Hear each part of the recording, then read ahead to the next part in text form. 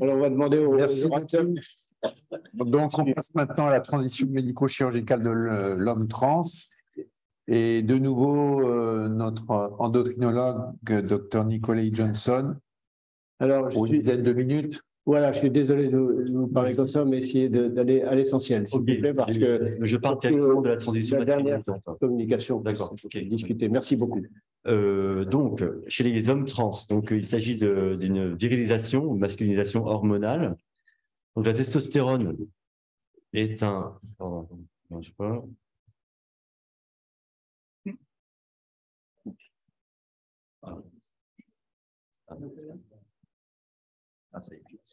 Donc, la masculinisation ou virilisation est basée sur l'administration de testostérone. Donc, la testostérone est en France remboursée seulement lorsqu'il s'agit d'androtardil. Les posologies habituelles sont donc c'est des portions d'ampoules tous les 10 à 15 ou 15 jours, voire même 3 semaines, rarement une ampoule par mois, comme il est souvent prescrit en urologie ou en andrologie.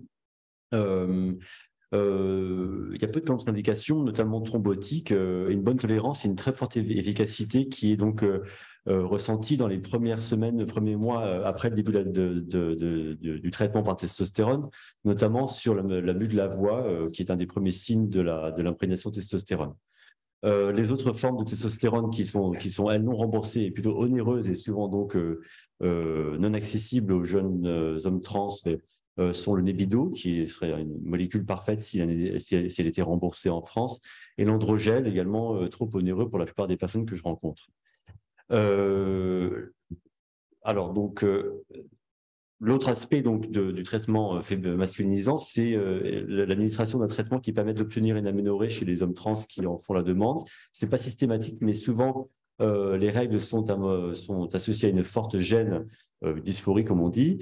Nous avons plusieurs molécules à disposition. Antérieurement, on proposait volontiers le luténil ou lutéran, qui donc pose le problème de la vigilance par rapport au ménagium, qui a également été associé à leur usage. Et donc, on préfère habituellement les microprogestatifs, notamment des agestrels, qui permet par ailleurs de proposer un service, en parallèle un protocole de préservation d'ovocytes chez les hommes trans qui en font la demande. Donc ici, je vous donne un tableau que j'ai tiré du document de la WPAST, les standards de soins en 2022. On voit les effets, donc les délais d'apparition des différents signes de virilisation, avec évidemment les signes classiques de la puberté et la testostérone chez les jeunes hommes, la peau grasse, l'acné, la pilosité qui apparaît de façon prédominante au niveau corporel, des cuisses, des parties génitales et plus tard au niveau de la barbe. Il y a un effet donc de stimulation de la masse musculaire, donc qu'il faut accompagner par l'incitation à la pratique du sport. Ici, je m'arrête sur ce point qui est effectivement l'arrêt des menstruations, qui est en général obtenu lorsqu'on obtient une testostéronémie stable, qu'on obtient grâce notamment donc à la bonne dose, à la bonne fréquence d'androtardil. Il ne faut pas penser qu'il y a que la testostérone soit, d'après les publications actuelles, un contraceptif suffisant, et il faut volontiers proposer une contraception, notamment par microprogestatif, ou alors le stérilet chez les hommes qui ont des rapports avec un risque de grossesse. La voix est en général un des premiers signes de la virilisation et qui s'accompagne d'un effet de grand sourire chez les patients que je rencontre quelques mois après le démarrage de la testostérone, parce que la voix a changé et c'est un élément majeur de leur passing, comme on dit. Je ne sais pas, ça marche plus.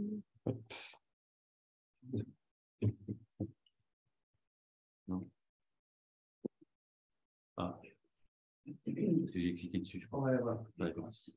Alors, on a moins de... Alors, les risques cardiovasculaires associés à l'utilisation de la testostérone, alors, on a encore moins d'études valables dans cette population. Et un des aspects problématiques, c'est que les populations sont beaucoup plus jeunes, donc ont moins eu le temps de connaître un vieillissement vasculaire, et donc on n'a pas encore pu mettre en évidence un surrisque vasculaire ou métabolique chez les hommes sous testostérone.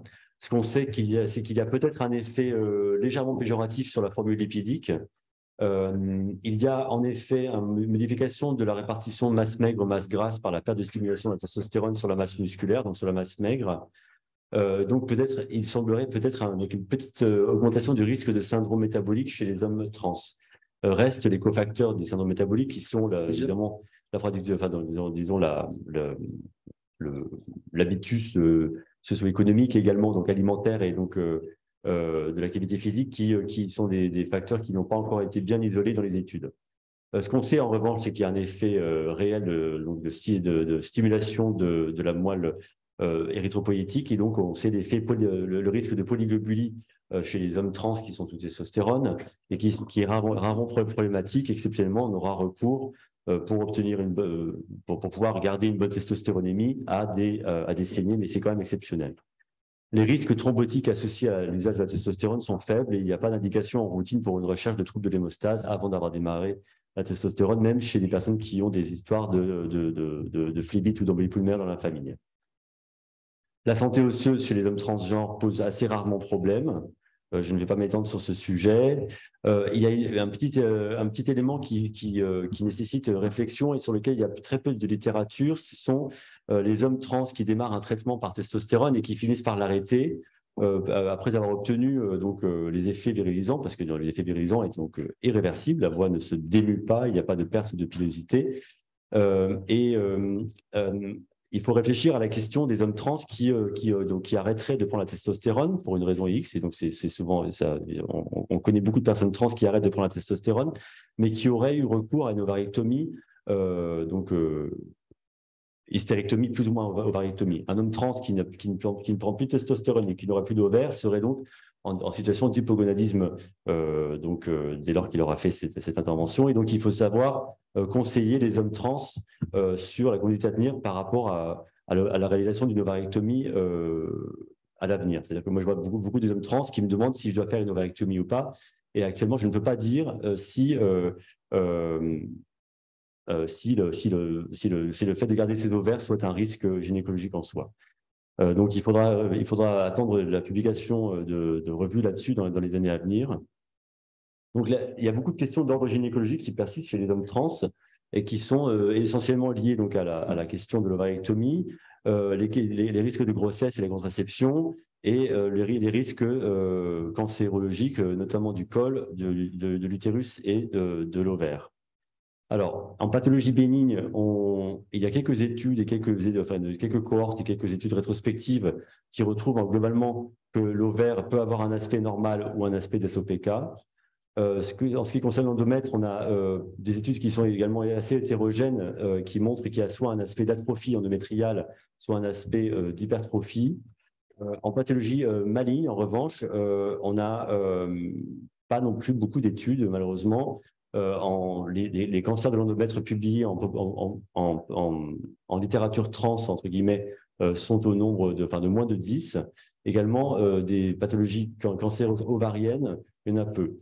Pour autant, on n'a pas beaucoup de recul clinique dans ces populations-là. Ce sont des personnes qui n'ont pas non plus un suivi gynécologique tout à fait systématique. Et donc, on peut s'attendre dans les années à venir à ce que ces chiffres augmentent.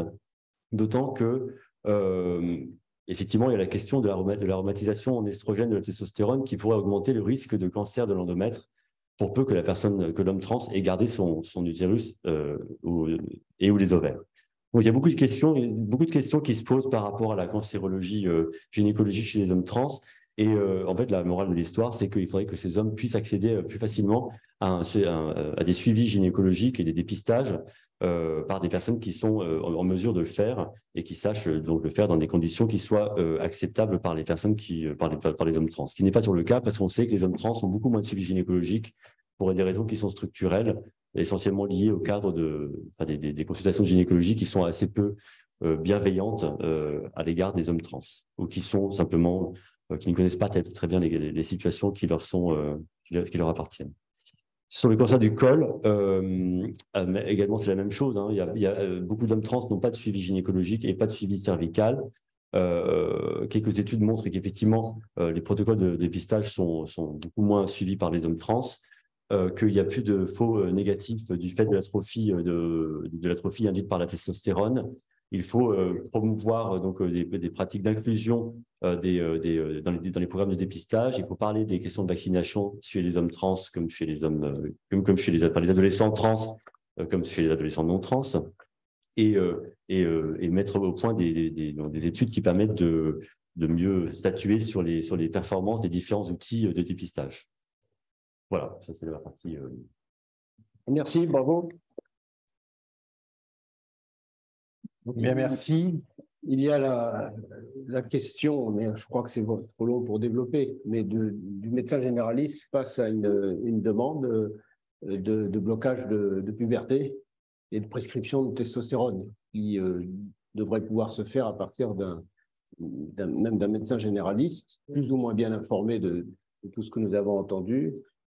C'est une véritable question, mais je pense que c'est trop tard pour répondre. Je ne sais pas si vous avez… Donc, les médecins généralistes n'ont pas la prescription initiale, oui, mais ils se trouvent dans des situations actuellement du fait de l'influence des réseaux sociaux. Ouais. Actuellement, ils se trouvent confrontés, parfois de façon violente.